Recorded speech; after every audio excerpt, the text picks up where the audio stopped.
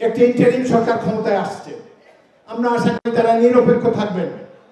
কিন্তু দেখা গেল যে তারা একটা কিংস পার্টি গড়ার উদ্যোগ নিয়েছেন। 21 বছরের ছেলে কিভাবে রাষ্ট্রপতি হবে, 21 বছর বয়সী কিভাবে প্রধানমন্ত্রী হবে?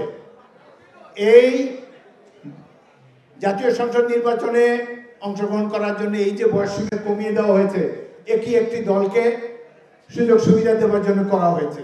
কোনো আপত্তি নাই, জনগণ যদি এদেরকে বেছে নেয় 12 বছরের রাষ্ট্রপতিকে আমরা মেনে নেব, but he has to be elected by the people. অন্তর্বর্তী সরকার নিরপেক্ষ না হয়ে কিংস পার্টি গঠন করছে বলে অভিযোগ করেছেন বিএনপির স্থায়ী কমিটির সদস্য মেজর অবসরপ্রাপ্ত হাফিজ উদ্দিন আহমেদ। তিনি প্রশ্ন তুলেন, 21 বছরের ছেলে কি করে জনপ্রতিনিধি নির্বাচিত হতে পারে? 19 জানুয়ারি রাজধানীর ইঞ্জিনিয়ার্স ইনস্টিটিউশনে বিএনপির প্রতিষ্ঠাতা সাবেক রাষ্ট্রপতি জিয়াউর রহমানের জন্মবার্ষিকী উপলক্ষে এক আলোচনা সভায় এমন অভিযোগ করেন তিনি। হাফিজউদ্দিন বলেন, অন্তর্বর্তী সরকারের প্রধান কাজ নির্বাচনের আয়োজন করা, ঘোষণাপত্র দিয়ে কোনো কাজ হবে না, বরং আওয়ামী লীগের চুরিকৃত অর্থ ফেরত আনা ও প্রধান উপদেষ্টাকে নিরপেক্ষ থাকার আহ্বান জানান তিনি। কিংস পার্টি ধারণাটি মূলত পশ্চিমাদের থেকে নেওয়া।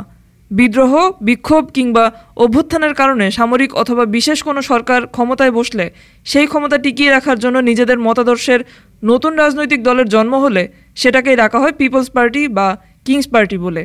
বাংলাদেশে জাতীয় পার্টি এবং বিলুপ্ত জাগ দলের আবির্ভাব এভাবেই। তবে জুলাই গণ অভ্যুত্থানে নেতৃত্ব দেয়া বৈষম্য বিরোধী ছাত্র আন্দোলনের নেতারা এমন অভিযোগ উড়িয়ে দিয়েছেন। তারা বলেন, এটা প্রমাণিত যে বর্তমান অন্তর্বর্তী সরকারের প্রধান ডক্টর ইউনূসের মধ্যে ক্ষমতা ধরে রাখার কোনো ইচ্ছেই নেই।